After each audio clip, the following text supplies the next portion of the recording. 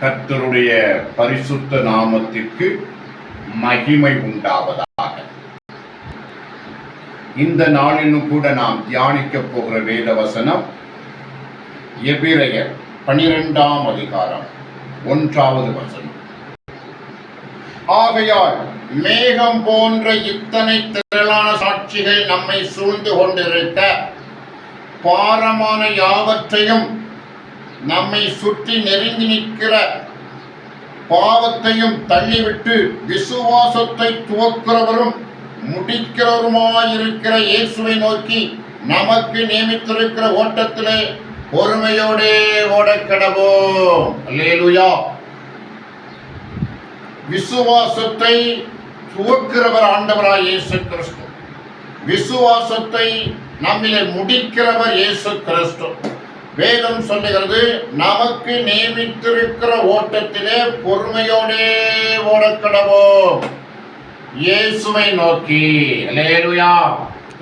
ஆண்டவராய் இயேசுவை நோக்கி நாம் பொறுமையோடு ஓடணும். நம்முடைய விசுவாச ஜீவியம், நமக்கு ஆண்டவர் விசுவாசத்தை தந்து விட்டார். அவரை சொந்த இரட்சகராய் ஏற்றுக்கொள்ள உதவி செய்தார். பாவ மன்னிப்பு பெற்றுக்கொள்ள உதவி செய்தார். ஞானஸ்நானம் பெற்றுக்கொள்ள உதவி செய்தார். பரிசுத்த ஆவியின் வரங்களை பெற்றுக்கொள்ள உதவி செய்தார். அவருக்காக வேறுபட்டு ஜீவிக்க கர்த்தர் உதவி செய்தார். அந்யோன்யமாயிருக்க கர்த்தர் உதவி செய்தார்.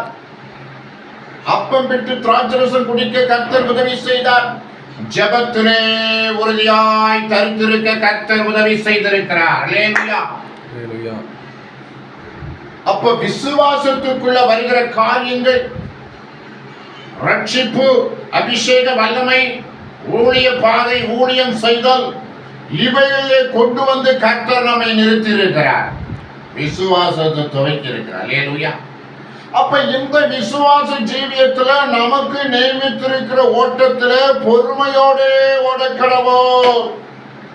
நமக்கு நியமித்திருக்கிற ஓட்டம் ஒவ்வொரு குடும்பத்திலும் ஒவ்வொரு மனிதனிலும் வித்தியாசமான நினைவுகள், யோசனைகள்லாம் இருக்கு, பழக்க வழக்கங்கள்லாம் இருக்கு.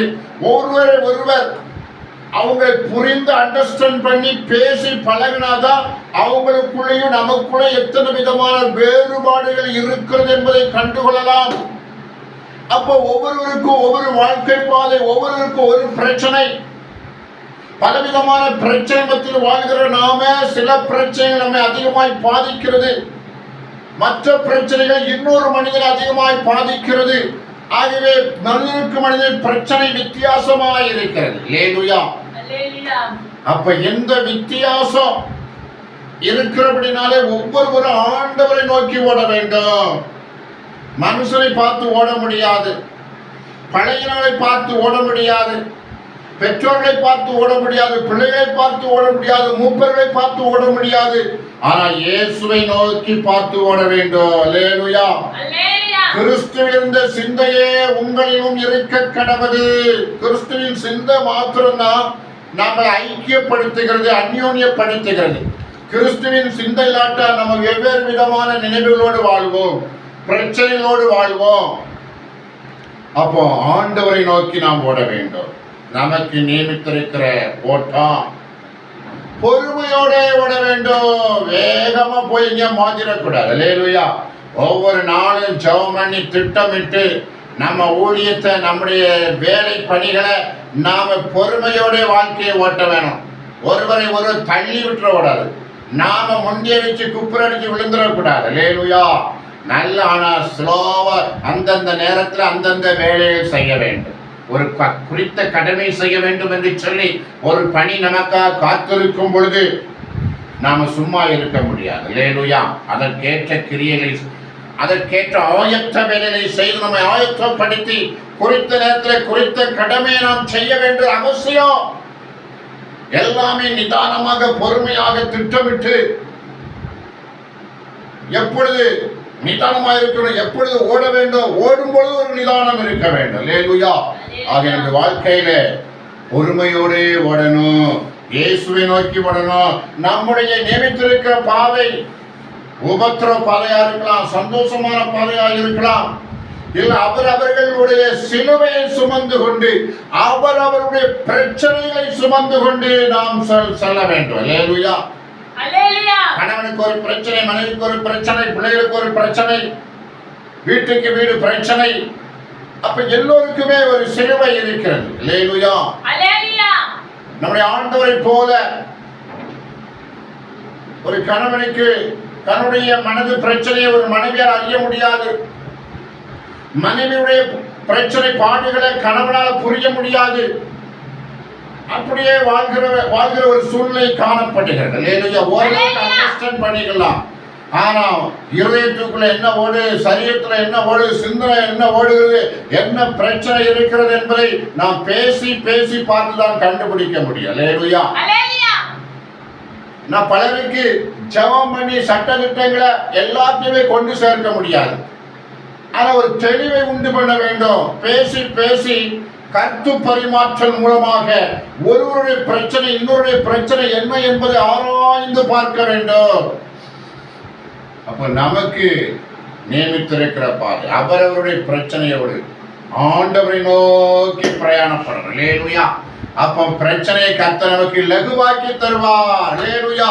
அல்லேலூயா. மாற்றி தருவார். நம்ம நல்ல வாழ்க்கை, விசுவாச வாழ்க்கை வாழ கர்த்தர் நமக்கு உதவி செய்கிறார். சபை நமக்கு உதவி செய்கிறது. ஜெப கூட்டங்கள் நமக்கு உதவி செய்கிறது. வேத வசனங்கள் நமக்கு உதவி செய்கிறது. ஆண்டவருடைய ஆளுகை நமக்கு உதவி செய்கிறது. நமக்கு நியமித்திருக்கிற போட்டோம். அல்லேலூயா. அப்போ விசுவாசத்தை துவக்கி முடிக்கிறவர் ஆண்டவர். அவரை நோக்கி ஓட வேண்டும். ஒரு 3 பரிசுத்தவான்களை குறித்து நாம் இப்ப தியானிக்க போகிறோம். அதுல ஒருத்தர் ஆபேல், இன்னொருத்தர் ஏனோக்கு, அடுத்தது நோவா. அல்லேலூயா. எபிரேயர் 11 அதிகாரத்துல 4 வசனம், விசுவாசத்தினாலே ஆபேல் காயினுடைய பலியிலும் மேன்மையான பலியை தேவனுக்கு செலுத்தினான். அதனாலே அவன் நீதிமான் என்று சாட்சி பெற்றான். அவனுடைய காணிக்கையை குறித்து தேவனே சாட்சி கொடுத்தார். அவன் மரித்தும் இன்னும் பேசுகிறான். அல்லேலூயா. அப்போ ஆபேல் விசுவாசத்தினாலே காயினை காட்டிலும் மேலான பலியை செலுத்தினான். ஆதியாகமத்தை நாம் புரட்டி பார்த்தால் 4ஆம் அதிகாரத்துல ஆபேல் ஆடுகளை மேய்க்கிறவனானான். அவன் ஆடுகள்லாம் சேர்த்துட்டு அதை வளர்க்க ஆரம்பிச்சுட்டான். அவைகள் வளர்ந்தன. அது தலையீற்றிலே கொழுமையானவைகளை சிலவற்றை கொண்டு போனான். கொழுமையான ஆடுகள் அது தலையிற்று. முதற் பிறந்த ஆடுகள் அது கொழுமையான ஆடுகளாய் மாற்றினான். அதை கொண்டு போய் ஆண்டவற்ற சிறந்ததை கொண்டு வந்து ஆண்டவற்ற படைச்சான். ஆண்டவர் ஆபேலையும் அவன் காணிக்கை ஏற்றுக்கொண்டார். அல்லேலூயா. காயின் பயிரிடுகிறவனானான். அந்த பயிர்ல கனிகளை கொண்டு போய் ஆண்டவருக்கு படைச்சான். ஆண்டவர் அவனையும் காணிக்கை ஏற்றுக்கொள்ளவில்லை. அல்லேலூயா. ஆண்டவர் பட்சபாதம் இல்லாம ஒரு தீர்ப்பு செய்தார். அதான் நம்மகிட்ட வர்ற ஜனங்கள்கிட்ட நம்ம அப்படி பண்ண முடியுமா? நீ சரியில்லை, உன் காணிக்கையும் சரியில்லை, கொண்டு போன அவ்வளவுதான். அல்லேலூயா. பிரச்சனை. ஆனா இப்பொழுது ஆண்டவருடைய காலம், சபையினுடைய காலம், ஆண்டவரை சொந்த ரட்சகராய் ஏற்றுக்கொண்ட ஜனங்களின் காலம். எல்லாருமே மனம் திரும்பி பெர்ஃபெக்ட்டா இருக்கணும். ஆபேலை போல எல்லாரும் இருக்க வேண்டும் என்று சபை கற்றுக் கொடுக்கிறது. ஆனா காயினை போல இருக்கக்கூடாது. அல்லேலூயா. விவசாயம் பண்ணும்போது சில கஷ்டங்கள் இருக்கிறது.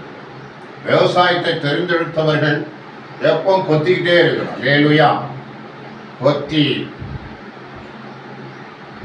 கால்வாய் உண்டு பண்ணி நிலத்தை பயன்படுத்தி அவர்கள் விவசாயம் பண்ணும்போது நெற்றி வேர்வை நிலத்துல சிந்தும் போது மூளை வேலை செய்யாது. அல்லேலூயா.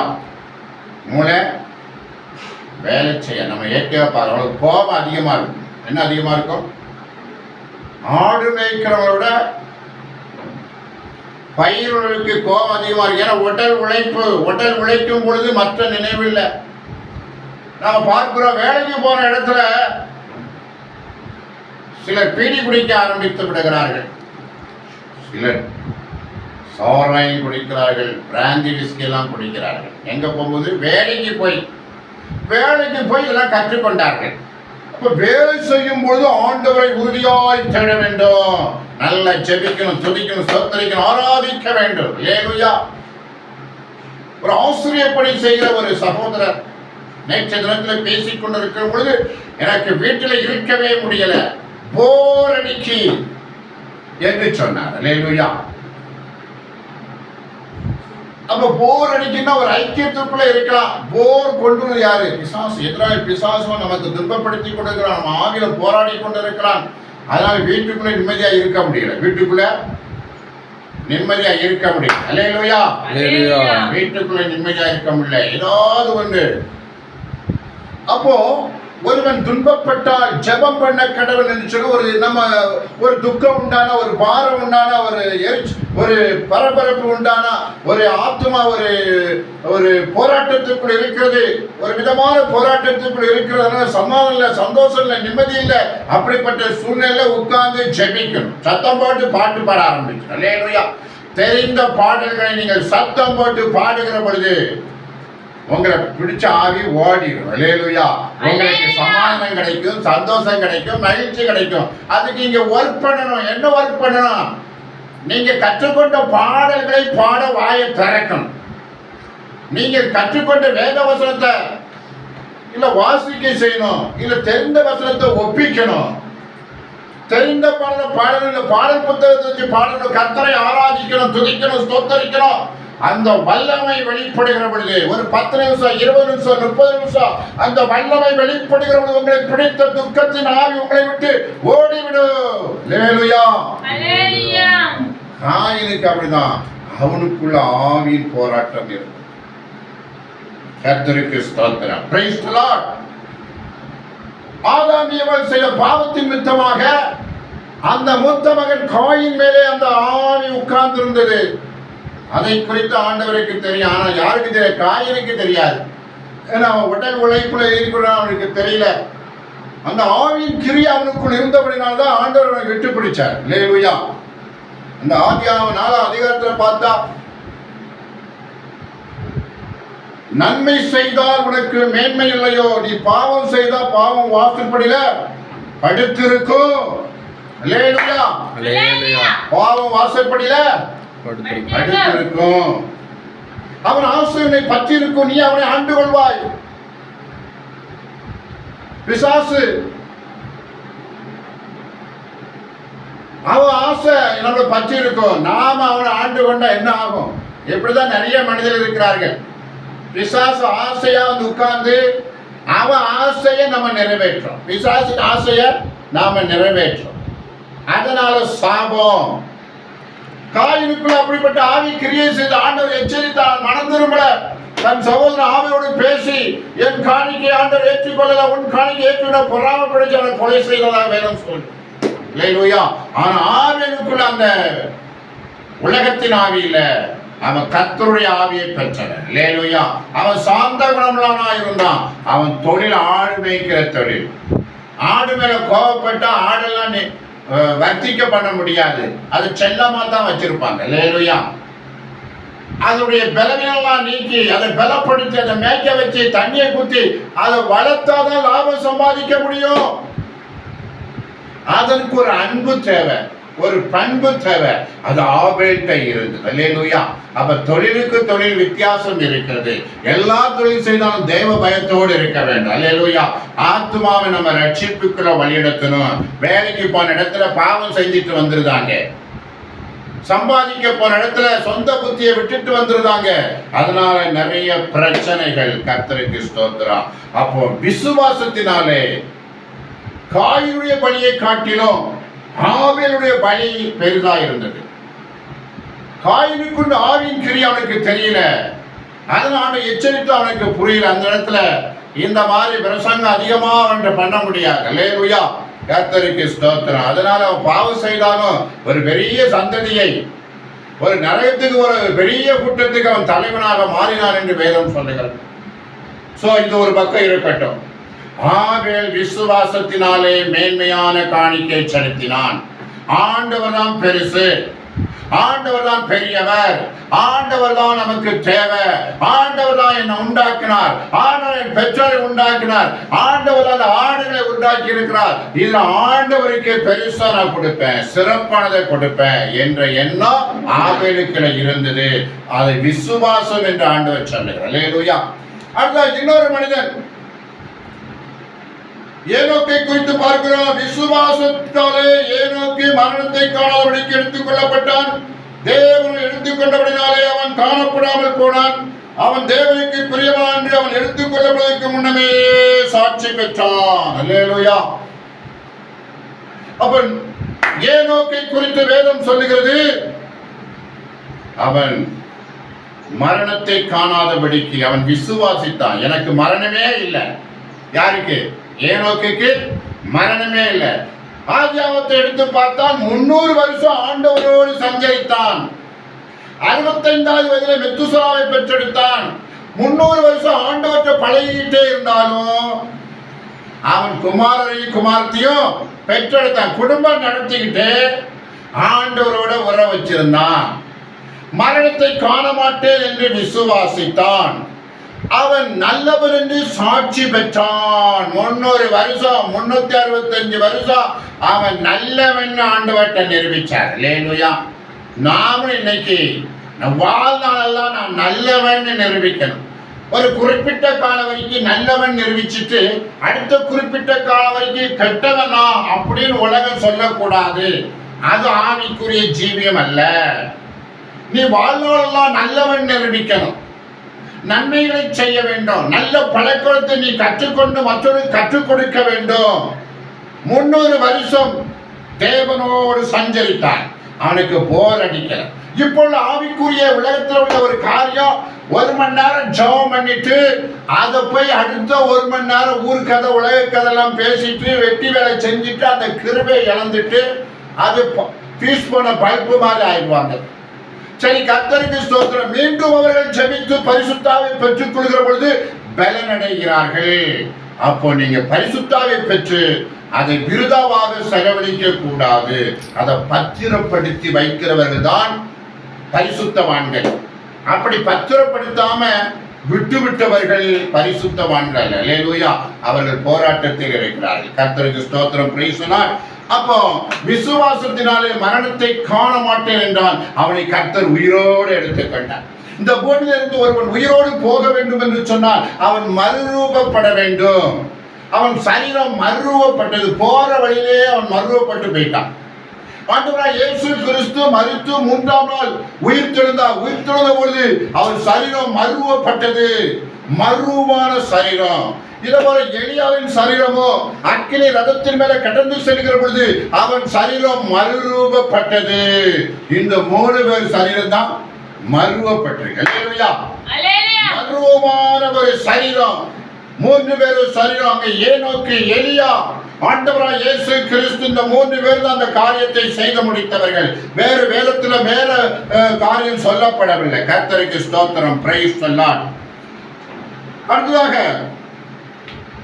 7ஆம் வசனம். விசுவாசத்தினால் நோவா தற்காலத்திலே காணாததை குறித்து தேவ எச்சரிப்பை பெற்று பயபக்தியுடனாகி தன் குடும்பத்தை ரட்சிப்பதற்கு பேழை உண்டு பண்ணினான். அதனாலே அவன் உலக ஆக்கிரைக்குள்ளாக தீர்ந்தது என்று தீர்த்து விசுவாசத்தினால் உண்டாக நீதிக்கு சுதந்திரவாளியானான். அல்லேலூயா. இப்ப நோவாவை குறித்து ஆதியாகமத்தில் பார்க்கிற 6ஆம் அதிகாரத்துல அவன் தேவனோடு சஞ்சரித்துக் கொண்டிருந்தான். தன் காலத்திலே அவன் இருந்தவர்கள் அவன் உத்தமன்.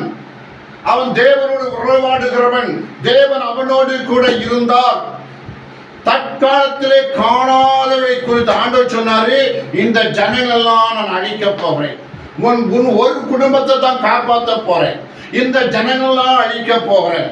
பெரிய வெள்ளம் 40 நாள் இரவும் பகலும் மழை பெய்ய போகுது. அந்த மழையினால இந்த பூமியெல்லாம் நிரம்பி எல்லா ஜீவராசிகளும் சாக போகிறது